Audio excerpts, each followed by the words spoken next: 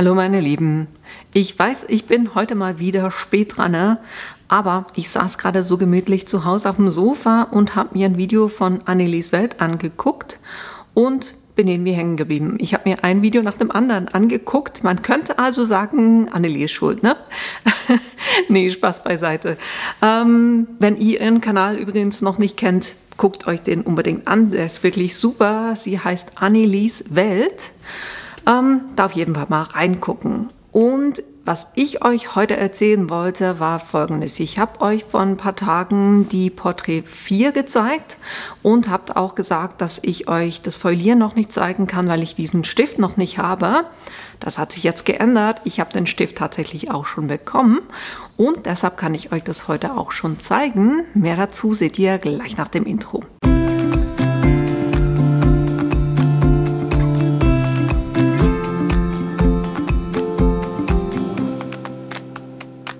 Der Stift, um den es heute geht, ist eben dieser hier, respektive ihr bekommt in diesem Paket 2 Stifte mit einer unterschiedlichen Dicke und der geht eben nicht nur für die Porträt 4, sondern auch für die Cameo 5 und für die Curio 2. Ein Tool für diese 3 Geräte ist, muss ich zugeben, nicht ganz billig. Bei uns in der Schweiz kostet der oder die oder das gesamte Paket 109 Franken.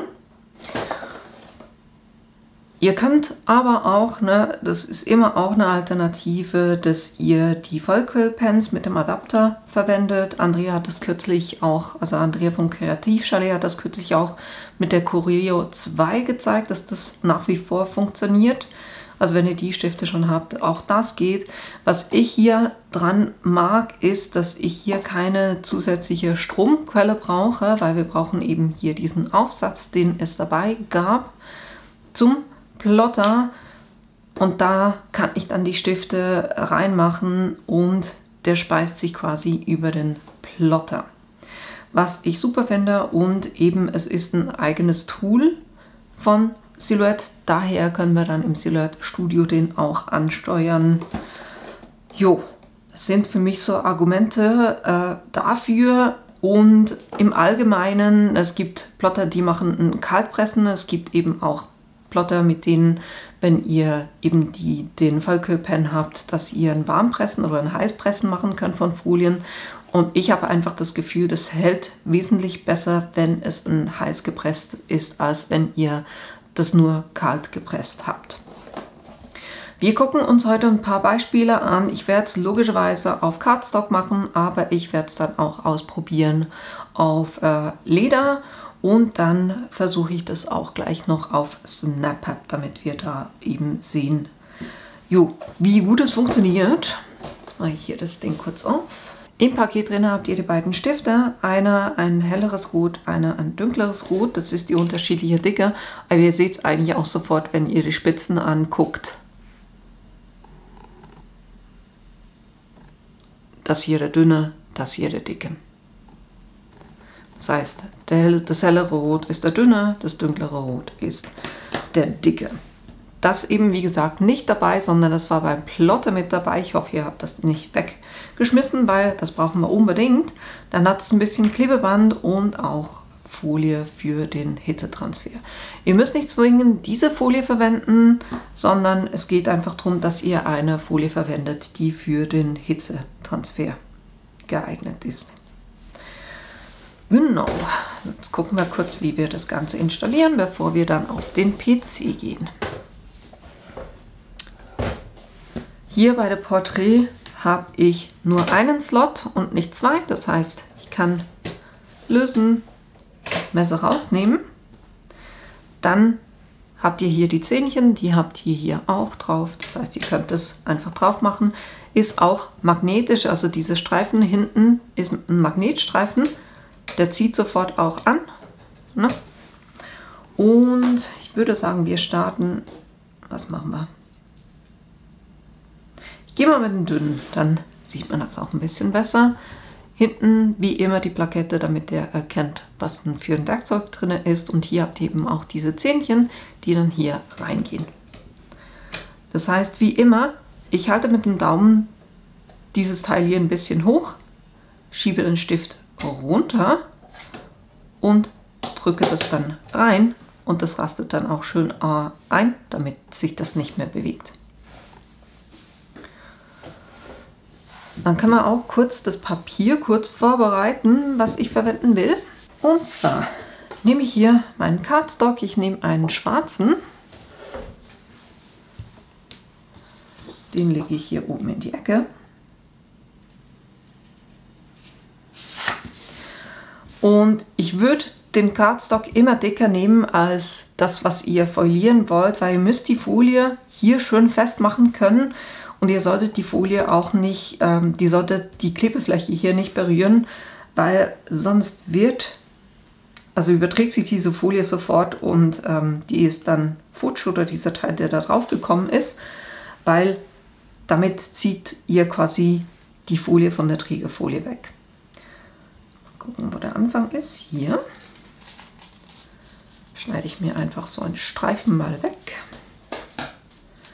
Lege ich das hier auf das Papier drauf. Dann nehmen wir hier von diesem Kleber.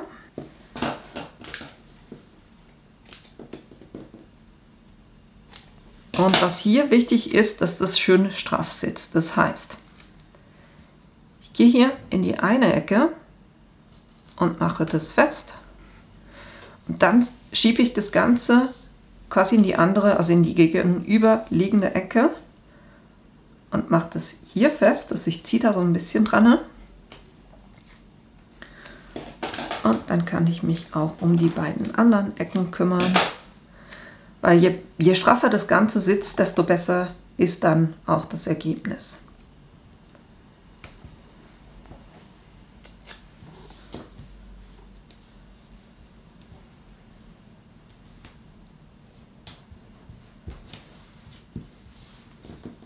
Ihr seht, das sitzt bei mir wirklich schön straff auf dem Papier drauf.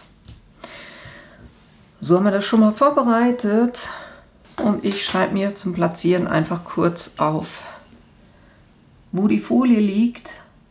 Das heißt, ich werde vom Motiv her hier gucken, dass ich frühestens bei 2 cm starte und dann von der Breite her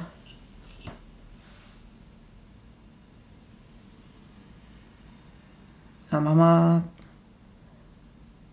6 cm maximal, einfach jetzt mal zum Testen.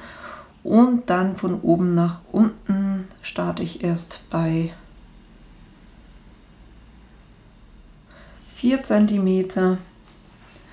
Geht einfach darum, dass ich hier nicht über die Kleber gehe und dann machen wir 12 cm. So weiß ich, wo ich mein Motiv platzieren kann. Die Folie ist jetzt relativ schmal, reicht, wenn man Karten folieren wird, reicht es gut, aber wie gesagt, es gibt auch andere Folien, die dann auch größer sind. So, jetzt gehe ich rüber auf den PC, damit wir uns das Ganze angucken können und ich das vorbereiten kann. So, ich bin jetzt hier im Silhouette Studio, habe auch die Portrait auch schon angegeben. Müsste ich noch kurz einschalten. Moment. Dann kann ich hier, sagen wir mal, ich will einen Text eingeben. Mach mal klassisches Frohe Weihnacht.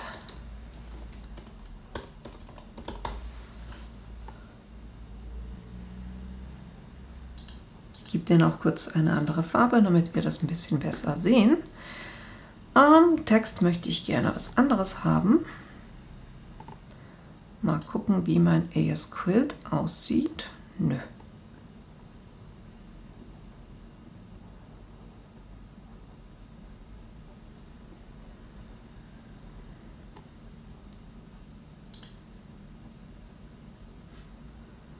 Ich glaube, ich hätte gerne sowas Filigranes. Und wenn ihr euch fragt, das ist die Schrift Bethany und die habe ich vom Creative Fabrica. Jetzt hatte ich gesagt, von der Breite hier will ich das maximal 6 cm haben. Geht natürlich auch einfacher, wenn ihr hier über das Ausrichtenfenster geht und dann sagt hier auf dieses Kreuz drauf geht, dann könnt ihr sagen, das Element soll bei 2 cm landen, das heißt 20 mm und hier 40 mm. Dann wissen wir auch, dass es gleich richtig liegt. Das ist schon mal die richtige Platzierung und jetzt können wir hier auf das Tool drauf drücken, Spezialwerkzeuge. Sehen wir hier, was es ist. Hier ist es Prägung unter Druck.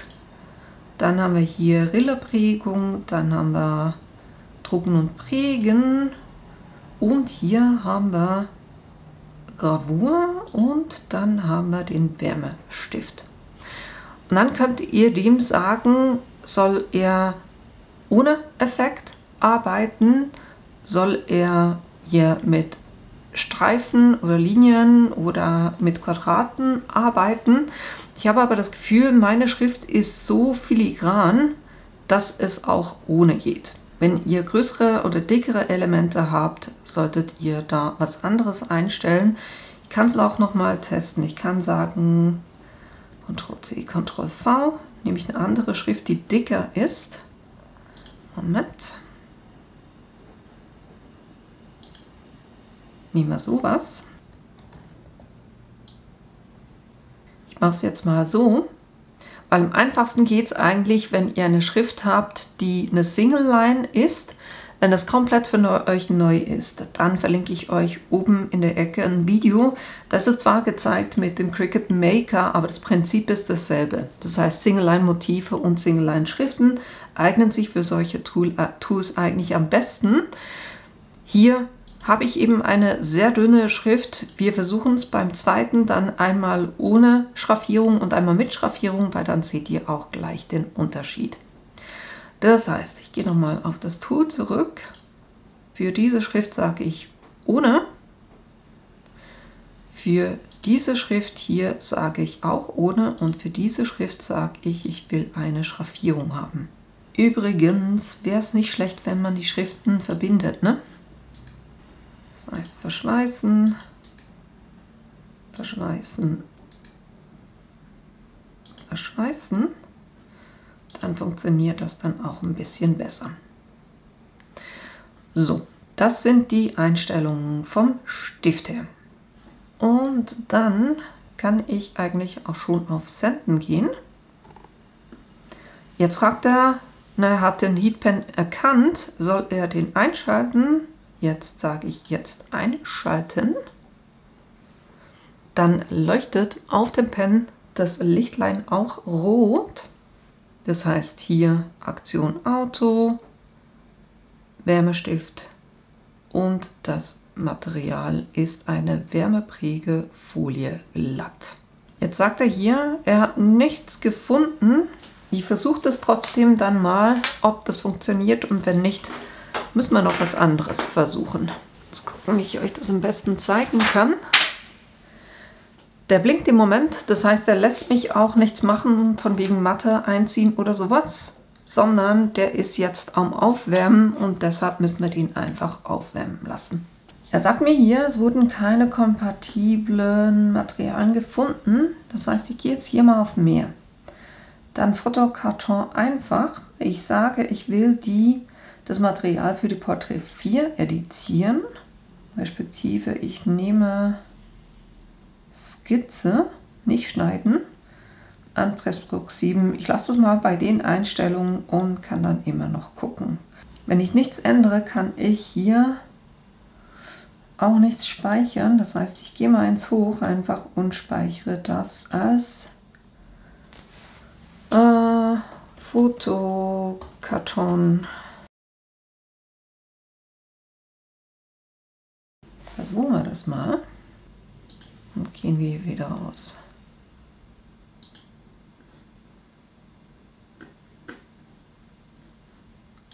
Jetzt wähle ich mein Material aus.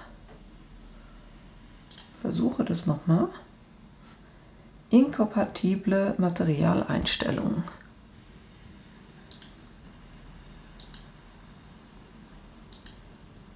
Ich lade jetzt hier mal die Matte.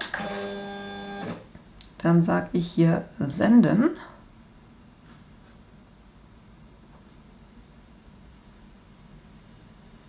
Den denke mal, ich habe alles richtig und sage senden. Okay. Jetzt gucken wir mal, was er macht.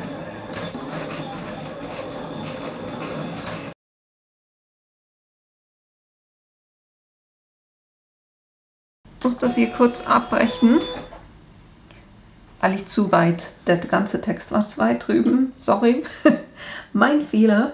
Ich schiebe den jetzt noch ein bisschen weiter rüber. So sollte es funktionieren. So. Jetzt laden wir das Ganze nochmal.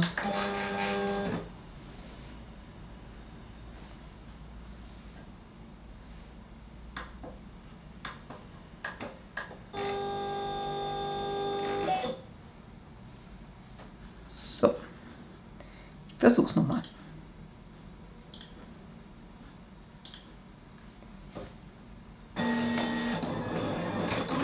Ja.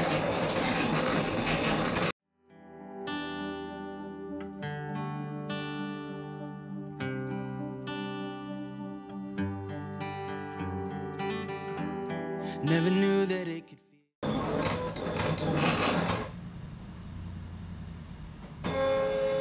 So, das war jetzt mal nicht ganz das, was ich wollte. Er hat die Outline gemacht.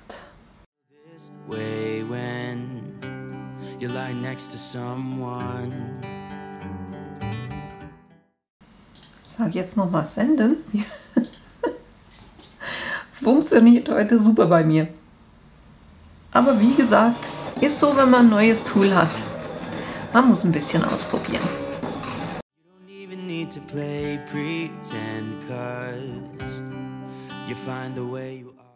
Irgendwie will er dieses Element hier nicht wirklich machen.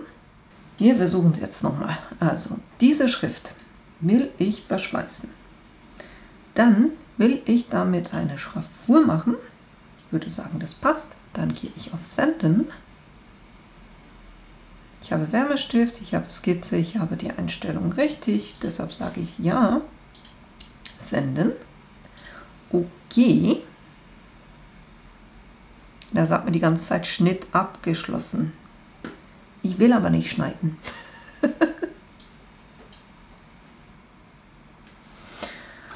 Nun ja. Will er irgendwie nicht.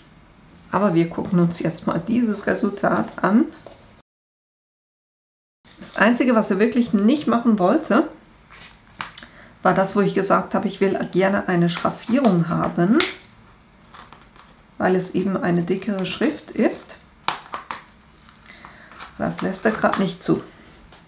Ich hoffe, ich finde noch heraus, warum nicht. Den Kleber könnt ihr natürlich mehrmals verwenden, ne? Den müsste ich nicht nach einmal verwenden wegschmeißen.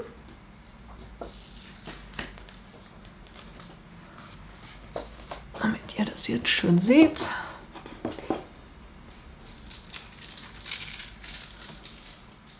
So, da was funktioniert hat, ist es wirklich super schön geworden.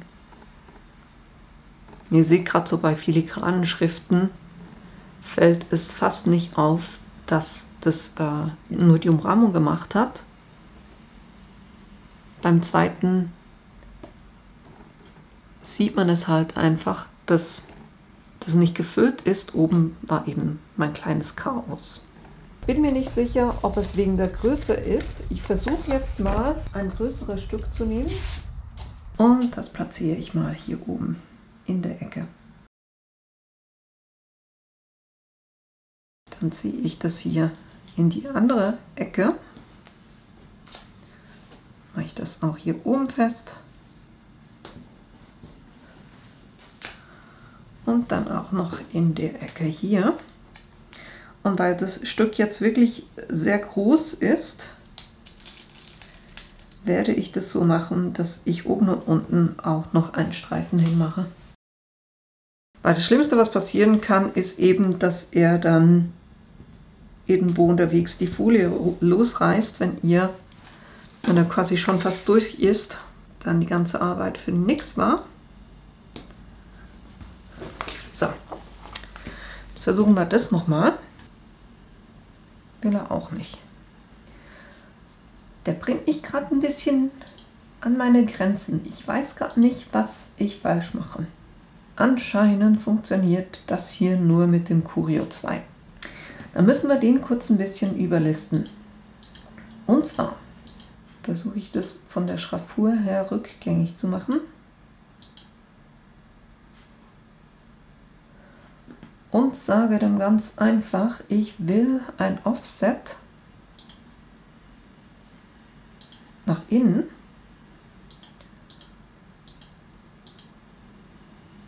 und aber massiv kleiner.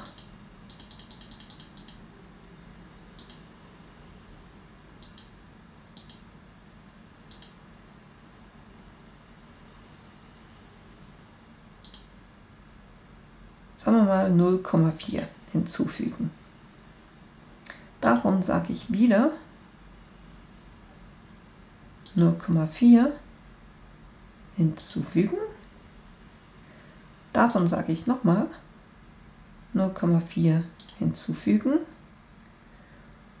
Nochmal hinzufügen und nochmal hinzufügen. Und nochmal eins. So. Gucken wir mal, wie das aussieht. Senden.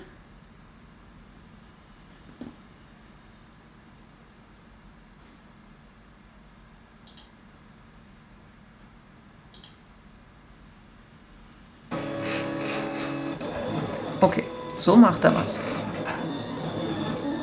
Wir gucken mal, wie das Resultat aussieht.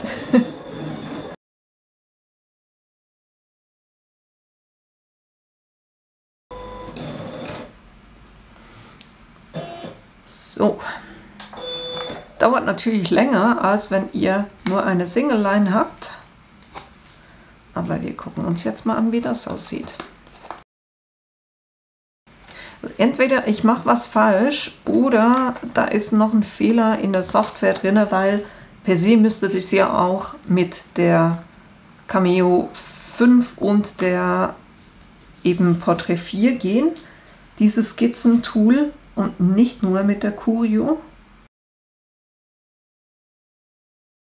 Dann gucken wir uns an, wie das aussieht.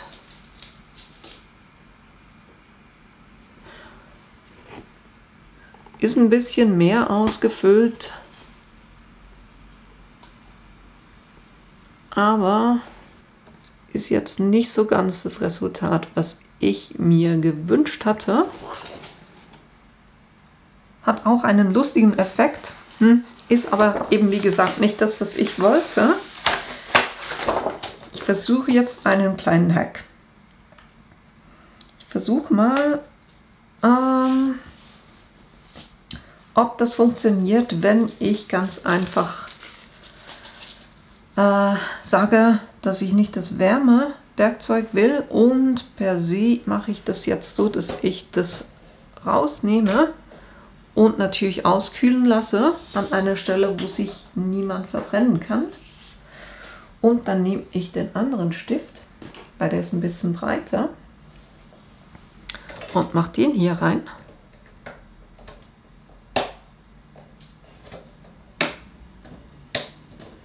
Gehen wir hier wieder zum Design zurück.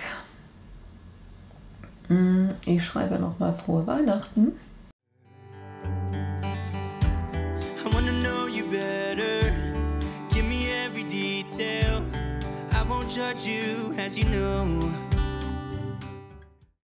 Dann gehen wir nochmal auf das Tool, sage wieder Wärme, sage hier, ich hätte gern dieses Muster, dann gehe ich auf Senden und wähle die gleichen Einstellungen, sage Senden, wärmen Sie den Perlen vor Erwärmen.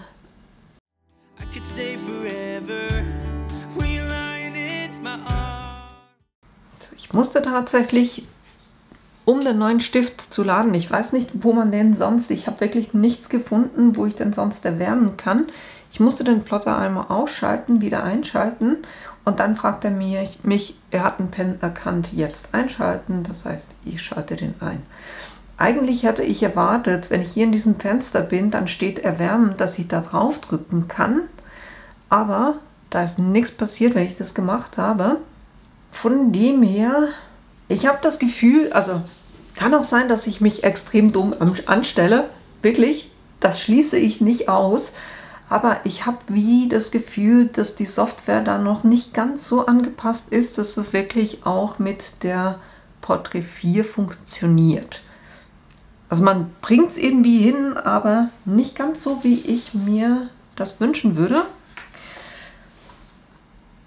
Was ich jetzt mache, um den dickeren Pen auszuprobieren, ich habe jetzt diese Schrift nochmal, diese feine Schrift, ein bisschen größer gemacht, so in etwa so groß. Und da mache ich jetzt auch wieder nur einen Durchgang, so wie ich das hier gemacht habe, aber eben mit dem dickeren Stift, damit wir uns das auch angucken können. Sorry, heute ist alles ein bisschen ein Ausprobieren. Ja, aber kann manchmal passieren. Der wärmt jetzt noch auf. Ich bin gleich bei euch zurück, wenn der aufgewärmt ist. So, der hat sich jetzt aufgeheizt. Das heißt, ich lade hier die Matte und dann sage ich senden.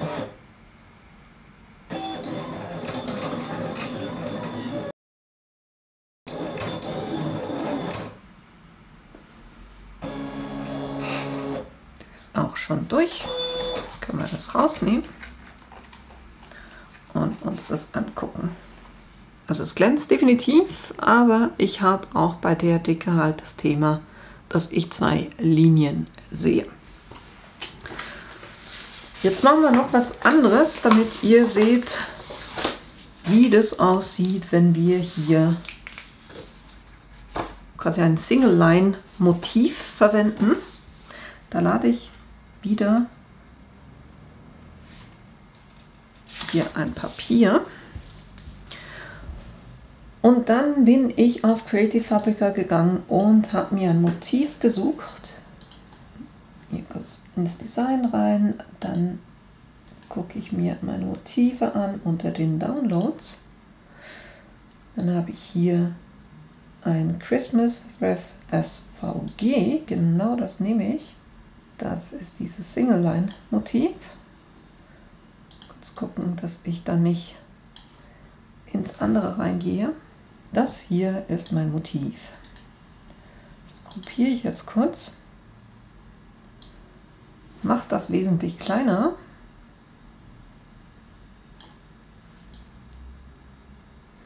Weil ich will damit so eine kleine Faltkarte machen, die 10,5 x 10,5 cm ist.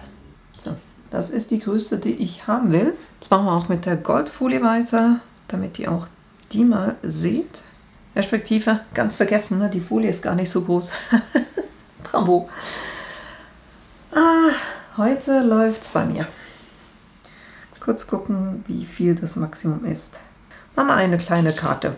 7 cm mal 7 cm. Wie gesagt, es gibt auch noch andere Folien, die dann größer sind. Aber ich wollte jetzt heute mal mit der hier arbeiten. Wir machen jetzt einfach so ein kleines Weihnachtskärtchen. Jetzt, da ich bei dem Motiv in den Ecken überall was habe, mache ich die Kleber nicht in den Ecken, sondern quasi da, wo ich halt auf dem PC sehe, dass ich vom Motiv her nichts habe. So, dann ist es in den Ecken nicht festgemacht, aber hier auf den langen Kanten. Und so sage ich senden, lade die Matte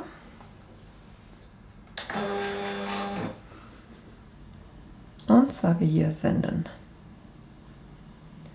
und senden.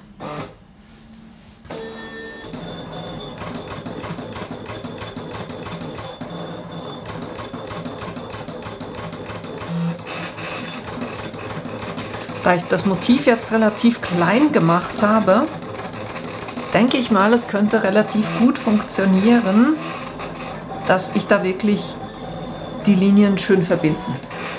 So. Und wieder ein kleiner Anwenderfehler. Ich habe die Folie zu wenig weit nach links aufgetragen. Upsi. Das heißt, er ist mir, also das Motiv liegt ein bisschen außerhalb. Und somit habe ich nicht das ganze Motiv foliert. Nun ja, passt zum heutigen Tag. Ich glaube, das versteht man drunter, wenn man sagt, läuft bei dir.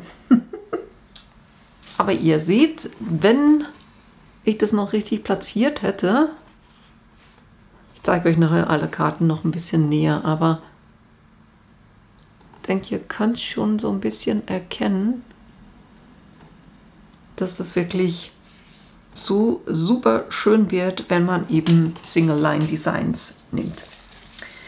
Jetzt, was ich auch noch ausprobieren wollte, war ja eben Snap-Papp und dann auch noch Leder. Und um das zu testen, mache ich jetzt nicht ein Riesending, sondern ich hebe hier kurz die Kopierung auf, nehme nur einen von diesen Steinen mit Ctrl+C, Ctrl+V und mache den größer.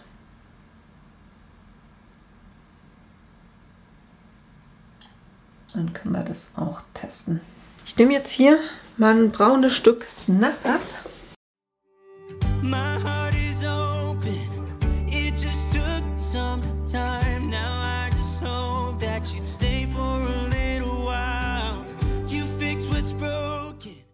Und ihr habt gesehen vielleicht, ich habe extra geguckt, dass die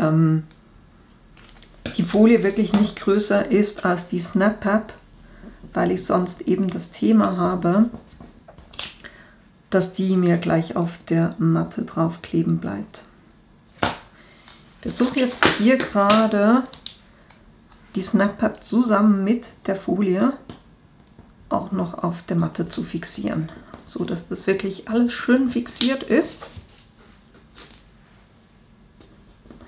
Weil Snap-Papp hat ja immer so ein bisschen die Tendenz, sich zu rollen.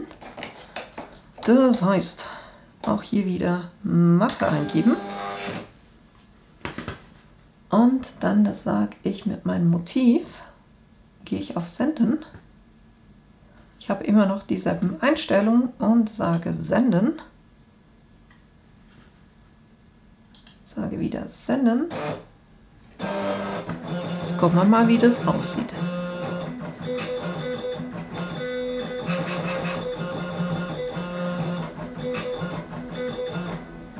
Das ist jetzt eben wieder ein Single-Line-Design.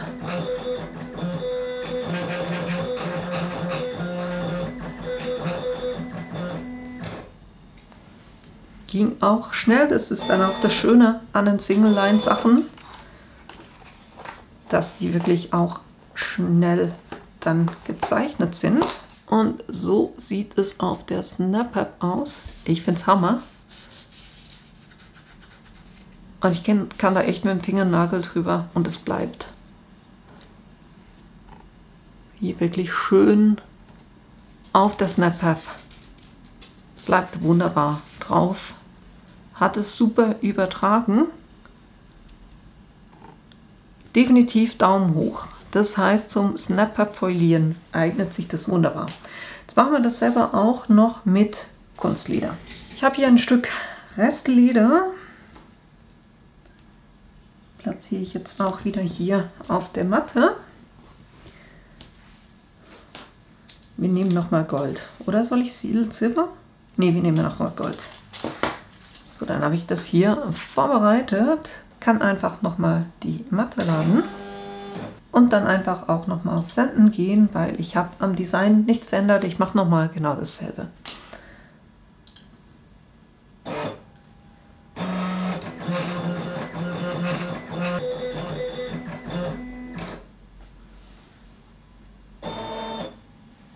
Dann ist er schon fertig. Oh, ist das cool. Das ist richtig, richtig cool.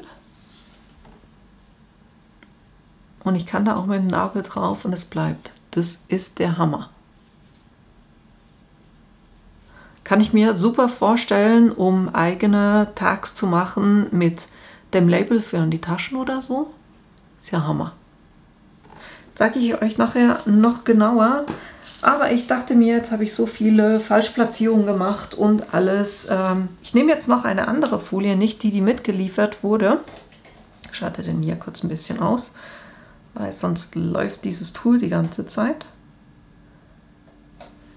Und nehme eine Folie, die auf eine große Karte passt und mache das, was ich hier vorhin klein gemacht habe, nochmal in groß, damit wir auch ein schönes Ergebnis haben und nicht nur Tests, was funktioniert und was nicht funktioniert.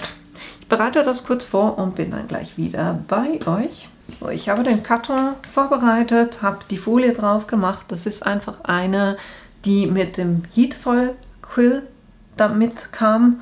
Das heißt, die ist auch für den Hitzetransfer gemacht, aber sie ist halt wesentlich größer. Und somit können wir auch gleich austesten, ob das gut funktioniert, auch mit anderen Folien. Jetzt muss ich den Plotter wieder einschalten. Und das Tool wird sich dann natürlich wieder aufwärmen und auf dem Computer gebe ich das einfach kurz weiter. Ich habe die Größe eben von diesem Motiv hier, habe ich einfach angepasst, dass ich das hier größer habe. Fragte mich wieder einschalten. Ja, das heißt, er wärmt sich jetzt circa 3 Minuten auf. Und dann bin ich gleich wieder zurück bei euch, wenn der aufhört zu blinken. Gut, er hat aufgehört zu blinken. Das heißt, ich kann mein Material laden. Und dann auch schon das Sendende sagen.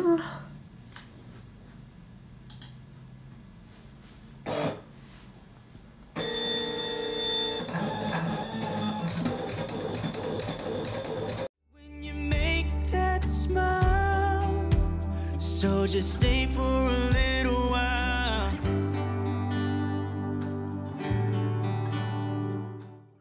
So, dann können wir das rausnehmen. Ich schalte den auch gleich aus, weil das war das letzte, was ich heute ausprobieren wollte.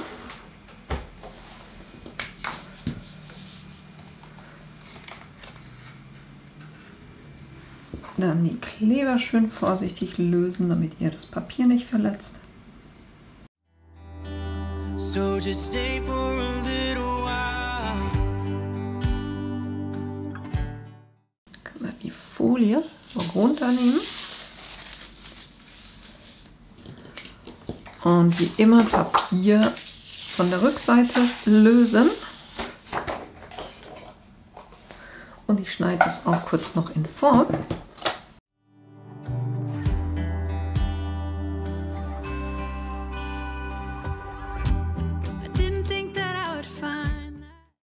So sieht die Karte aus. Damit kann ich wunderbar eine wunderschöne Weihnachtskarte basteln. Glänzt super schön, hält eben drauf fest. Das würde ich nie hinbekommen mit dem Freestyle Foil Quill Pen. Und ich finde eben auch, dass es mit der Hitzeübertragung besser funktioniert, dass es drauf haftet, als wenn ich ein kalt drauf pressen mache. Und ihr habt eben auch gesehen, ich kann das auch auf Snap-Pap draufbringen. Hält wunderbar, geht auch nicht wieder runter. Also waschen weiß ich natürlich jetzt nicht, aber ich bin auch nicht die jetzt Snap-Pap waschen wird. Und hier das mit dem Kunstleder hat auch super gut funktioniert und eben auch da, es haftet wunderbar drauf. Ich finde es Hammer. Also gerade so die beiden Sachen kann ich mir wirklich super vorstellen, wenn ihr ein Label machen wollt, aber auch sonst eine Schlüsselanhänger oder solche Sachen. Wirklich super. Ich würde sagen, im Moment Einschränkung auf Single-Line-Sachen. Das heißt, Designs, die auch für Single Lines gemacht sind. Oder auch hier so ganz dünne Schriften, damit ihr da quasi den Zwischenraum praktisch nicht erkennt. Man sieht halt schon, gerade so beim Haar, wenn ihr da drüben guckt, da sehe ich schon 2 Linien, auch bei so einer dünnen Schrift. Das ist aber auch keine Single-Line-Schrift. Beim größeren, selbst mit dem dicken Stift, wird es dann noch offensichtlicher. Dann habt ihr wirklich überall zwischen den Buchstaben eine Linie, wo keine Folie ist. Und dann eben noch wesentlicher wird es dann, wenn ihr Schriften habt, die eigentlich dick sind oder fett sind. Das finde ich persönlich jetzt auch nicht wirklich schön. Und selbst eben mit diesem Hack, den ich versucht habe, dass ich ein Offset nach innen mache, sieht schon ein bisschen besser aus. Könnt ihr mir vorstellen, dass es eine Variante ist. Im Moment für mich sieht es mehr so aus, als ob das Ganze eine Holzmaserung hätte, wenn man es genauer anguckt. Ist ein bisschen schwierig, euch das zu zeigen, ohne dass es glänzt, aber dass ihr es trotzdem die Details seht. Vielleicht seht ihr es. Ja, ich würde sagen, eben im Moment Konzentration drauf auf Single-Line-Schriften und Single-Line-Designs. Und dann versuche ich da noch ein bisschen rauszufinden, ob das wirklich ein Softwarefehler ist im Moment noch. Weil eben der Stift geht für die Cameo 5 und für die Portrait 4 plus die Curio 2. Aber wenn ich dann das Schraffieren machen will im Programm drinne mit dem Stift, dann sagt er mir, das geht nur für Curio 2. Was ich ein bisschen komisch finde. Ja, wie gesagt, ich recherchiere da noch ein bisschen. Und wenn ich eine Lösung gefunden habe, werde ich euch das natürlich auch zeigen. Könnte durchaus sein, dass in meiner Weihnachtsserie da noch sowas mit Folieren vorkommt. Dann werdet ihr das dann auch gleich sehen.